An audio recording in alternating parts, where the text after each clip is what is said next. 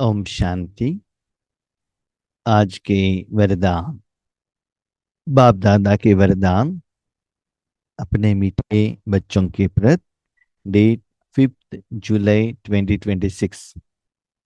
वरदान है स्नेह और शक्ति रूप के बैलेंस द्वारा सेवा करने वाले सफलता मूर्त भव। स्नेह और शक्ति रूप के बैलेंस द्वारा सेवा करने वाले सफलता मूर्त भव। पहले हम सोचते थे कि हमारा हर कर्म सफल कैसे हो। उसके बाद जब हम ईश्वरी सेवा के लिए निमित्त बनते हैं, तब आपको बहुत अच्छा सफलता मिलना चाहिए, तो आपको मूर्त बनना चाहिए। क्योंकि हम सभी जानते हैं ईश्वर का पहचान सिर्फ ईश्वर ही दे सकता है। किसको ज्ञान द्वारा, किसको अनुभव द्वारा, किसी को साक्षात्कार द्वारा, किसी किसी को उनका समस्या का समाधान करते हुए, किसी किसी को स्वप्न में आके सहयोग देते हुए। तो किनको कैसे करना है वो सिर्फ शिव बाबा ही जानता है। लेकिन हम सिर्फ साधन है उनके हाथों में। करावनहार वो है, करनहार हम हैं। तो जितना ऐसी सेवा के लिए आप निमित्त बनते जाते हैं, बाबा के साथ आपका स्नेह बढ़ने लगता है। साथ में आपके साथी जो भी आत्माएं हैं, सेवाधारी साथी हो या और किसी को आप सेवा दे रहे हो, उनको भी अपने फ्रेंड के रूप में, स्नेह के रूप में देखना है, समान रूप में। ऐसा नहीं कि हम सीनियर हैं, आप तो नए हो, आप चुप बैठो, आप नहीं जानते हो, आपको क्या मालूम है, हमने कितना साधना की है। ऐसे अहम भाव, अहंकार नहीं आना चाहिए। समान रूप में कोई भी नए आत्माएं हो, आपके साथी सीनियर हो, जूनियर हो, कोई भी हो, उनको स्नेह से व्यवहार करना है। साथ में बाबा कहते हैं शक्ति रूप को भी धारणा करो। आप सभी जानते हैं अपने जो बच्चे रहते हैं ना, जिनको आपने जन्म दिया है, यस, बहुत प्यार से समझाना है। जब बड़े होते हैं 15-16 साल के बाद, उनको ठीक से समझाना पड़ता है। लेकिन कभी कभी थोड़ा स्ट्रांग भी कहना पड़ता है, नहीं तो वो सुनेंगे नहीं। तो शक्ति स्वरूप को भी दिखाना पड़ता है। साथ में यहाँ बाबा ने कहा सेवा में आप इतना अनुभवी, पावरफुल बनो। जैसे लौकिक वाले भगवान के बारे में यथार्थ न जानने के कारण भी कितना स्ट्रांगली कहते हैं कि हम सच्चे ज्ञान को जानते हैं। लेकिन आपके पास स्वयं भगवान है, अनुभव भी है। इसलिए अभी जो आप बातें करते हो, उसमें सिर्फ सॉफ्टनेस, मधुरता नहीं, उसमें शक्ति रूप में रहना चाहिए। शक्ति रूप माना यही राइट है। वाट बाबा शेष, बाबा क्या कह रहा वही यही है। योग ऐसा ही है, लेकिन उसके लिए उतना साधना करना पड़ेगा। यस, ईश्वरी ज्ञान भी हम सुनते हैं, उसमें भी बहुत कुछ मिक्सचर हो गया है। हर एक आत्मा अपना अपना व्यू को ऐड कर दिए हैं। इसलिए लोगों को भी कंफ्यूजन है, इनका सुनना है कि उनका सुनना है। लेकिन जब आप बात करते हो, अनुभव का बात करते हो, ज्ञान सुनाते हो या योग का अनुभूति कराते हो, तब क्या होना चाहिए? स्नेह के साथ साथ शक्ति रूप भी हो, है ना। जैसे घर में बल्ब रोशनी देता है, उसके बाद जितना रोशनी ज्यादा रहता है ना, उतना गर्मीपन भी रहता है। रोशनी जितना पावरफुल है, उतना गर्मीपन रहता है। इसीलिए वो शक्ति रूप भी चाहिए। समय के अनुसार नॉर्मल सेवा से काम होने वाला नहीं है। वो सेवा के कार्य में भी सफल होना है। यस, हम बहुत कुछ सेवा करते हैं, बड़े बड़े बिल्डिंग बनाते हैं, फर्नीचर लगाते हैं, उसको डेकोरेशन करते हैं, सारे उसमें साधन भी लगाते हैं, लेकिन वहां बाबा के बच्चे ही नहीं है, कोई नहीं आ रहे, तो क्या फायदा। इसीलिए समय के अनुसार अभी सेवा का जो ढंग है, विधि है, वो अभी चेंज होने वाला है। इसलिए आपको क्या बनना है, वो ईश्वरी सेवा में सफलता आना। आपका पर्सनल लाइफ अलग है, पर्सनल परिवार, अपना परिस्थिति, विघ्न, उसमें बाबा का साथ सहयोग, उसके द्वारा आपको सफलता मिला, दैट इज डिफरेंट पार्ट। आपके पर्सनल लाइफ, या तन के लिए, धन के लिए, जन के लिए, अपने परिवार के लिए, अपने सेंटर के लिए, इट इज डिफरेंट पार्ट। लेकिन ईश्वर का प्रत्यक्ष करने का जो बात आता है, ईश्वरीय सेवा जो होती है, उसमें सफलता होनी है, तो आज बाबा ने कहा बच्चा आपको मूर्त जरूर बनना चाहिए। जितना वो कर्म में, सेवा के सब्जेक्ट में जितना मैं और मेरापन आगे आता है, उतना सफलता पीछे हटते हैं। क्यों जानते हैं? ओके, आप तो ज्ञानी हो, बहुत अच्छा अनुभव भी है, अपने जिंदगी का भी अनुभव है, लेकिन आगे वालों को क्या चाहिए क्या मालूम, उनका मन में क्या चल रहा है हमको क्या मालूम। यस, बाबा के घर में आते हैं कोई, उनको डायरेक्ट हम कोर्स देना स्टार्ट कर लेते हैं, लेकिन वो किसके लिए आया है? कोई कोई ये आश्रम है क्या, वो देखने के लिए आते हैं। कोई कोई ये ओल्ड एज होम क्या, ये देखने के लिए आते हैं। यहाँ कोई फिजिकल एक्सरसाइज सिखाया जाता है क्या, योग करके लिखा है ना। तो वो अलग अलग इंटेंशन से आते हैं, उनको क्या चाहिए। कोई कोई शरीर का बीमारी की वश में आते हैं, कोई कोई घर में टाइम नहीं करके टाइम पास के लिए भी आते हैं। तो किसको क्या चाहिए, कब किनका तीसरा नेत्र ओपन करना है, वो सिर्फ शिव बाबा जानता है ना, हम थोड़े ही जानते हैं। अभी लोगों को ज्ञान सुनाने का समय नहीं है, अभी वो समय बीत गया, अभी अनुभव कराने का समय है। इसलिए बाबा कहते बच्चे, अभी सेवा में स्नेह के साथ शक्ति रूप पावरफुल योग को लेकर आना है। दोनों बैलेंस होना चाहिए। हाँ, अपने बच्चों को सदा डांटते रहो, वो भी ठीक नहीं रहेगा। सिर्फ प्यार करते रहो, ये भी ठीक नहीं रहेगा। तो किस समय किस फॉर्मूला को कहाँ अप्लाई करना है, ये ज्ञान हमको चाहिए। तो ईश्वरीय बात जब आती है, तो कहाँ कब क्या अप्लाई करना है बाबा जानता है। इसलिए अपने साथ समय, संकल्प, भगवान को समर्पण करके जितना परसेंटेज में हर कर्म में आप मूर्त बनते हो, ईश्वरी सेवा आपके द्वारा उतना परसेंटेज में, बेहद में बढ़ने लगता है। इसलिए अभी सेवा में, साधना में सॉफ्टनेस नहीं चलता है। अभी योग से काम होने वाला नहीं है, अभी तपस्या चाहिए, पावरफुल तपस्या चाहिए, क्योंकि कम समय में ज्यादा काम करना चाहिए ना। अभी देखिए, आपके घर में बड़ा प्रोग्राम है, हजारों लोग आ रहे हैं, हजारों लोगों को भोजन बनाना है, तो छोटा सा स्टोर रखकर वहां लाग लगाने से काम होता है क्या? बड़ा बर्तन रखना पड़ेगा, और बड़ा बर्तन, बड़ा स्टोव भी रखना पड़ेगा। हाँ?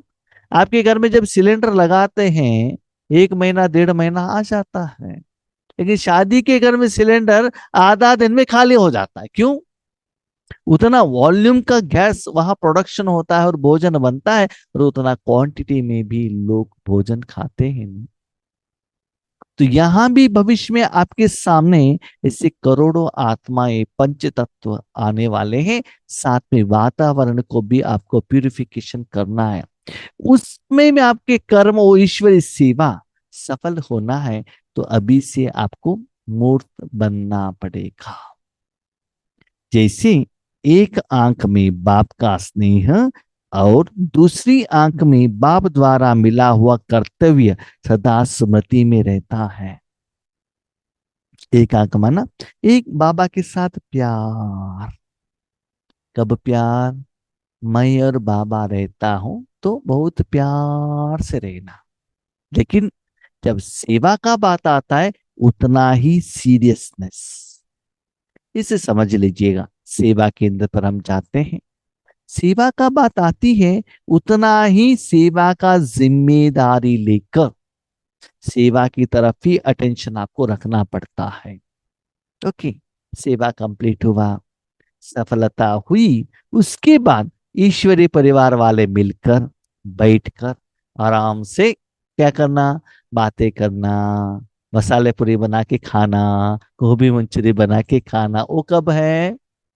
जब सफल होने के बाद फ्रेंड के रूप में, तब चलता है। लेकिन जब सीरियस सब्जेक्ट रहता है तब वो समय नहीं चलता।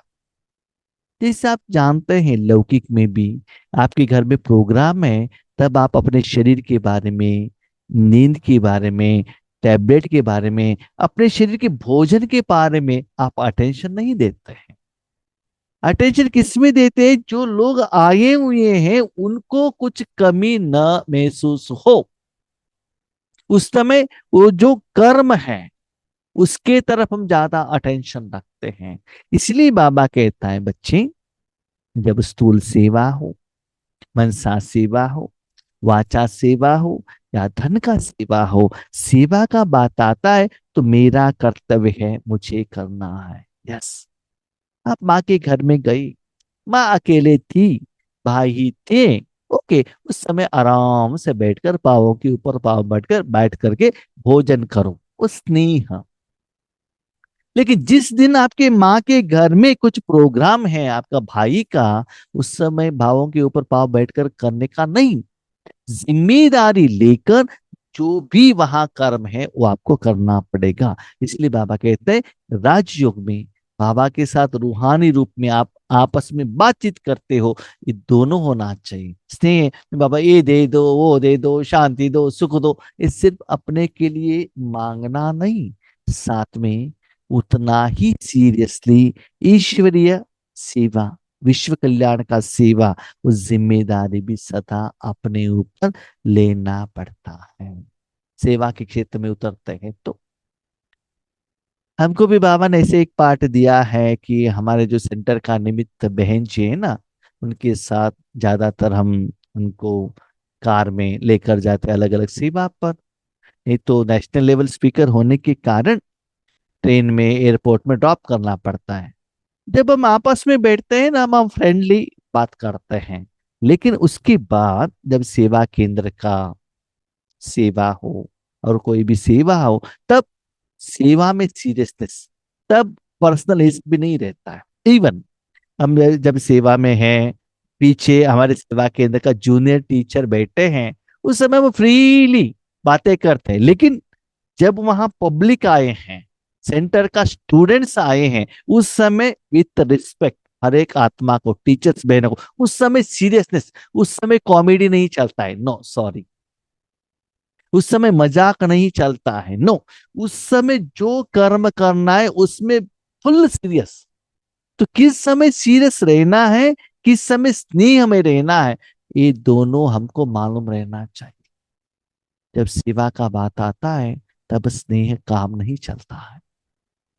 तपस्या करना माना तपस्या करना, ये मस्ट एंड शुड, उसमें नो कॉम्प्रोमाइज।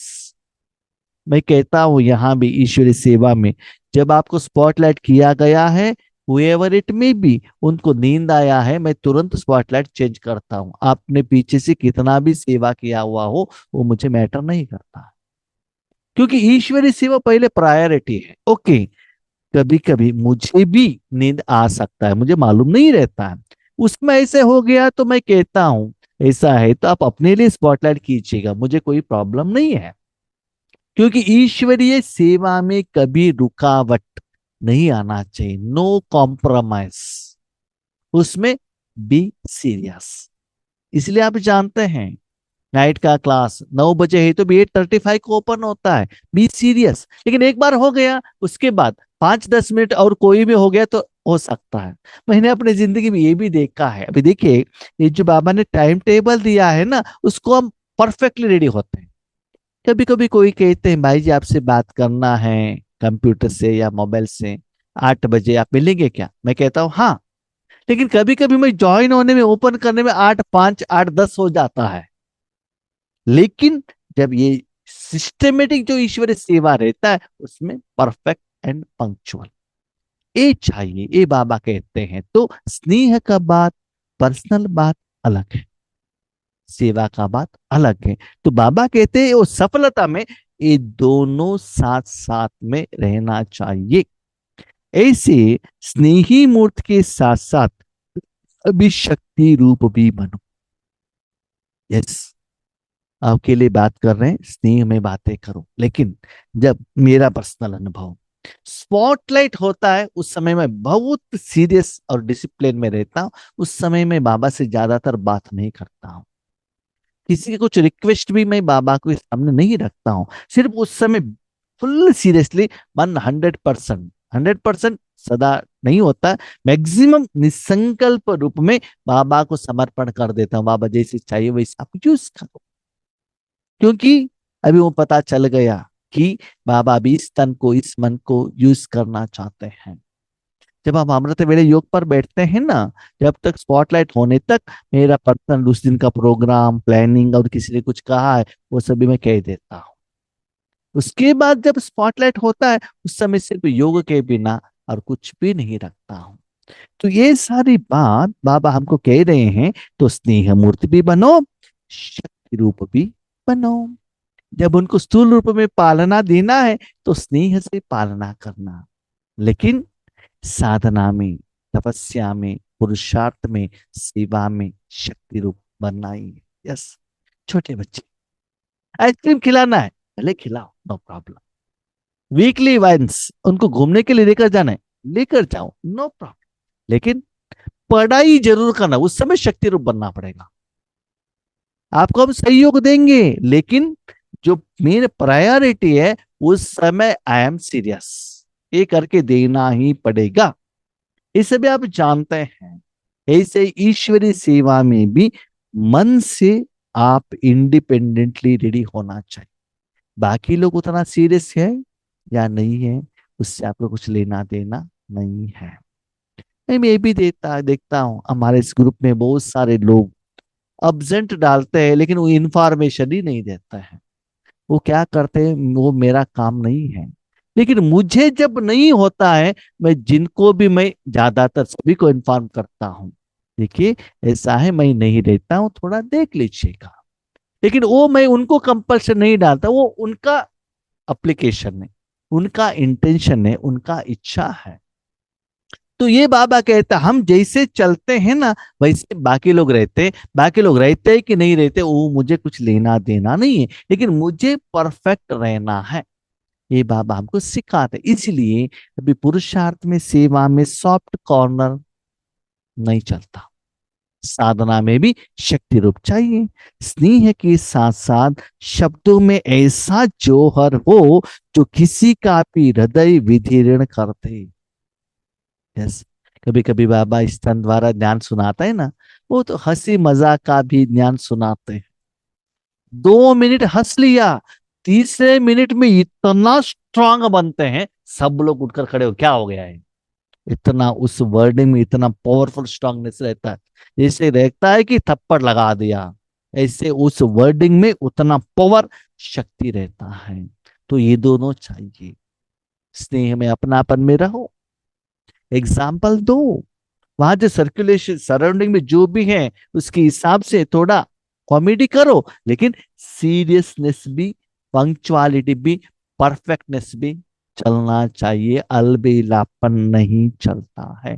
तो बाबा ने कहा इसे करने से क्या होता है, आप स्नेही मूर्त बनते हो और किसी का हृदय, आप जो कहते हैं ना, किसी को नीचे गिराने का इंटेंशन नहीं, पांव खींचने का नहीं।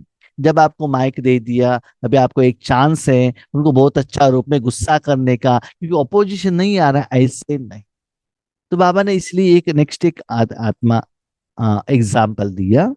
जैसे माँ बच्चों को कैसे भी शब्दों में शिक्षा देती है, तो माँ के स्नेह के कारण वह शब्द तेज व कड़वे महसूस नहीं होते। माँ भी बच्चों को डांटती है ना, गुस्सा करती है ना, कभी कभी छोटे बच्चों को थप्पड़ भी लगाते हैं, इवन टीचर्स भी ऐसे करते हैं, लेकिन उसके पीछे उनका इंटेंशन क्या रहता है, बच्चों को सुधारना है ना। इसीलिए ऐसे जो कहते हैं, वो गुस्से से जो कहते हैं, उससे आगे वाले आत्मा तुरंत वो इंसिडेंट्स को भूल जाते हैं। लेकिन बाजू घर वालों से जो उन्होंने झगड़ा किया है, वो सालों तक वो क्या करेंगे, याद रखेंगे।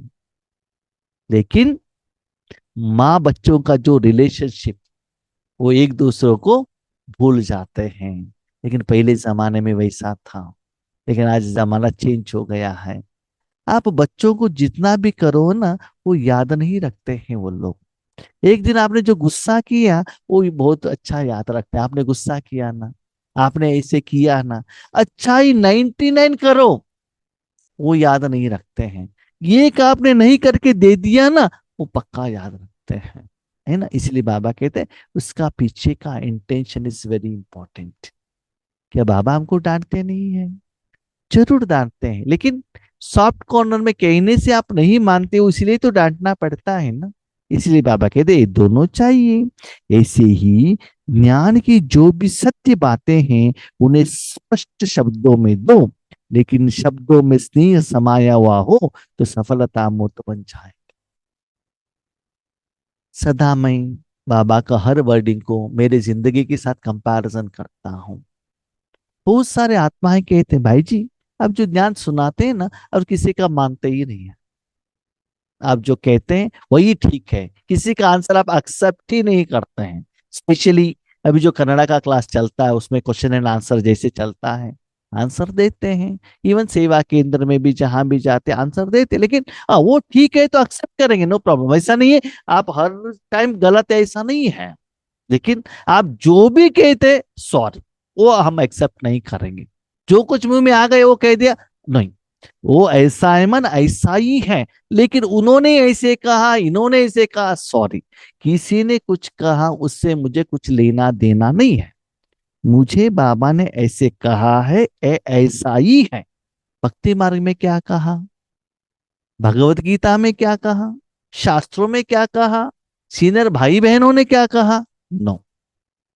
मेरा अनुभव, मेरा प्रैक्टिकल एक्सपीरियंस, मेरी साधना, उसमें बाबा ने मुझे जो सिखाया है, जो बताया है, जो मुझे समझाया है, वही है। इसलिए बाबा कहते उसमें परफेक्ट। कितना भी लोग सुने, क्वांटिटी को चिंता मत करना, लेकिन आपके मन में वो कॉन्फिडेंस रहना चाहिए, this is the right. Yes, कभी कभी ऐसा भी होता है, आज कुछ वर्डिंग के बारे में, मुरली के बारे में कुछ बताया। फॉर एग्जाम्पल लास्ट संडे का 5 स्वरूप के बारे में ही कितना वेराइटी मीनिंग आ रहा है एवरी डे। ट्यूसडे से स्टार्ट हो रहा है, Tuesday, Wednesday, Thursday, Friday, Friday तक अलग अलग अलग मीनिंग आया। बीच में एक तेलुगु क्लास आई, उसमें भी मीनिंग अलग आ गया। कल का मीनिंग अलग रहता है, आज का मीनिंग अलग रहता है, क्योंकि उस समय जो बाबा डायरेक्शन देते हैं, उसके आधार पर मीनिंग चेंज हो जाता है। इसीलिए बाबा कहते उसमें अंदर से घबराना नहीं। आप राइट हो ना, इसलिए उतना धैर्यता से, शक्ति से क्या करो, ज्ञान सुनाओ। लेकिन एक बात याद रखना, उस समय आप अपने मन बुद्धि को मूर्ति के रूप में बाबा के सामने सरेंडर करना बहुत बहुत बहुत बहुत बहुत बहुत जरूरी। ऐसा नहीं कि ज्ञान सुनाने के पहले किसी का ज्ञान सुनकर आकर आप कॉन्फिडेंस से कहो, नो सॉरी। उस समय अंदर से बाप के द्वारा वो आना चाहिए, आप भी स्टूडेंट के रूप में सुनना चाहिए। हाँ? जितना आप अपने सर्व कर्मेंद्रियों को बाबा के आगे मूर्ति के रूप में समर्पण करते हो ना, उतना वो सफलता में भी उतना गहराई आ जाता है। स्लोगन, सर्वशक्तिमान बाप को साथी बना लो तो पश्चाताप से छूट जाएंगे। ये पश्चाताप क्या है? कभी कभी क्या होता है ना, कोई कोई लड़की हो या लड़का हो, हुएवर इट में, अपने इंटरेस्ट से एक सब्जेक्ट या कॉलेज सिलेक्शन करता है। माँ बाप ने ऑपोजिशन किया तो भी सेल्फ इंटरेस्ट एक कॉलेज सिलेक्शन किया, उस सब्जेक्ट में फेल हो गई या कॉलेज ठीक नहीं है, तो पश्चाताप करना पड़ेगा ना। लाइफ में किसी के साथ लव हुआ, शादी हो गई, तो माँ बाप ने तो नहीं कराया, खुद सिलेक्शन था, उस समय पश्चाताप हुआ तो कौन क्या कर सकता है ना। ठीक है। उसके बाद बच्चे चाहिए चाहिए चाहिए चाहिए चाहिए, ओके। बच्चे चाहिए, बच्चे भी पैदा हो गए। कोई कोई लोगों को लेडीज बच्चे पैदा होते हैं, नहीं मुझे क्या चाहिए, बॉय चाहिए, जेंट्स चाहिए, ओके, पैदा हो गए। उसके बाद बेटा ठीक नहीं तो क्या कर सकता है, नहीं किसी को गोद में ले लिया। ऐसे बाबा कहते बच्चे वर्तमान समय में कोई भी व्यक्ति, कोई भी साधन, कोई भी ज्ञान आपको सिलेक्शन करेंगे तो वो रॉन्ग सिलेक्शन रहने के कारण आपका एक गलती भविष्य में आपको पश्चाताप के रूप में परिवर्तन हो जाएगा। इसीलिए सर्वशक्तिमान बाप को साथी बना लो। हम्म? मोबाइल को साथ रखेंगे तो कब इंटरनेट हाथ देता है मालूम नहीं है। पैसे के ऊपर भी भरोसा मत रखना, न मनुष्य आत्माओं के ऊपर, न संबंधों के आप पर। हाँ, सबसे पहले योगेश भाई के ऊपर पहले उसके ऊपर भरोसा मत रखना। कब फोन उठाते नहीं उठाते मालूम ही नहीं है। ठीक है। इसलिए लौकिक या अलौकिक या दुनिया का कोई भी साधन के ऊपर कभी भी विश्वास नहीं करना। तो भगवान क्या है कि मेरा साथी है, मेरा फ्रेंड है, मेरा पति है, सर्व संबंध है, नंबर वन प्रायोरिटी आत्मा के बाजू में अपने बाबा को बिठाएंगे, हर बात बाबा को समर्पण करेंगे, तो अंत में पश्चाताप नहीं होगा। बाबा थैंक यू कहता। आज भी हम बाबा से बात कर रहे थे कि बाबा कह रहे थे बच्चे मैं आप मुझे क्यों अच्छा लगते हो। क्या होता है, जो भी बात मुझे होता है ना मैं बाबा को पहले रिपोर्ट करता, बाबा ये करके दे दो वो करके जो भी कहता, वो होने की बात तुरंत मैं बहुत बार बाबा को थैंक यू कहता, बाबा थैंक यू, बाबा थैंक यू, बाबू थैंक यू। नॉर्मली लोग क्या कहता है, ये छोटे मोटे बात के लिए बाबा को क्यों थैंक यू बताना चाहिए। नहीं, मैं कहता हूँ हर बात। वो कहने के कारण ज्यादातर लोग क्या करते हैं ना, वो कर्म होने के बाद बाबा को भूल जाते हैं। बाबा को उसमें इतना इंटरफेरेंस है वो पता नहीं चलता है, फिर हमको पता चलता है। जितना हम थैंक यू कहते हैं ना उतना नेक्स्ट बार छोटे छोटे छोटे छोटे काम में भी बाबा का सहयोग साथ, किस समय कैसे आपको एजुकेशन कितना परफेक्टली प्लान करके वो करता है, वो अमेजिंग है। लेकिन उसके लिए वो कर्म का फल होने के बाद बाबा को दिल से थैंक यू करना बहुत जरूरी है। याद रखिएगा ये बात, सिर्फ अलौकिक सेवा में, ईश्वरीय सेवा में नहीं, आपका पर्सनल लाइफ में भी थैंक यू कहना। फॉर एग्जाम्पल आज कर्नाटका में SIR चल रहा है, वोटिंग लिस्ट। ठीक है। उसमें भी मैंने बाबा को कहा था बाबा देखो ऐसा है, उसको होना चाहिए। उसमें बहुत कुछ ट्राई किया, ये किया ओके, सब कुछ बहुत कुछ चल रहा है। लेकिन बाबा उसको इतना इजीली करा के देता है, बाकी लोगों को कैसे कराता है वो मैं नहीं देखता, मुझे तो इतना आराम से करके देता है। उसके बाद मैं बाबा को कहता हूँ बाबा थैंक यू। तो वो एहसास आपको हर स्टेप में होना चाहिए, हर बात में जो भी काम हो। तो हर कर्म का फल लाने के बाद थोड़ा सूक्ष्म रूप से देख लीजिएगा उसमें बाबा का इंटरफेरेंस कितना है। लेकिन कब होगा, बाबा को वो बताएंगे तो नेक्स्ट बाबा आपको हेल्प कब हेल्प करेगा, कर्म होने के बाद जितना बाबा को दिल से कहते हैं ना बाबा थैंक यू, और ये भी कहते हैं बाबा सामने हो कि या न हो, आपके कारण ही ये काम इतना इजी हुआ है, इसलिए आपसे निवेदन है। कोई निमित्त आत्मा को आपने थैंक यू नहीं कहा तो भी नो प्रॉब्लम, जरूर फर्स्ट बाबा को थैंक यू कह देगा। तब क्या होता है, अब बाबा को साथी बनाएंगे तो बाबा ने कहा सर्वशक्तिवान, इतना सुंदर बात माना, कोई भी काम वो इजीली कर देने का शक्ति उनके पास है। वैद्यनाथ, शरीर का बीमारी हो, मन का बीमारी हो, कोई भी हो, उस सारे समस्या का समाधान उनके पास है। तो ऐसे साथियों को आप साथ में रखेंगे, अंत में आप पश्चाताप नहीं करेंगे, क्योंकि जब भी बुलाते वो आ जाता है ना, उनसे ऑपोजिशन नहीं आएगा, वो अभी आपको कभी डांटेंगे नहीं। आज लोग क्या होते हैं, उनको बेनिफिट होता है तो आपके साथ रहते हैं, उनका बेनिफिट नहीं है तो आपके साथ में नहीं रहते हैं। इसीलिए एक बाप को ही अपना साथ रखना और किसी को मन में साथ नहीं रखना। रखेंगे तो उसका फल भविष्य में उसके ऊपर आपने भरोसा रखा, पश्चाताप करना पड़ेगा। Choice is yours. हम शांति।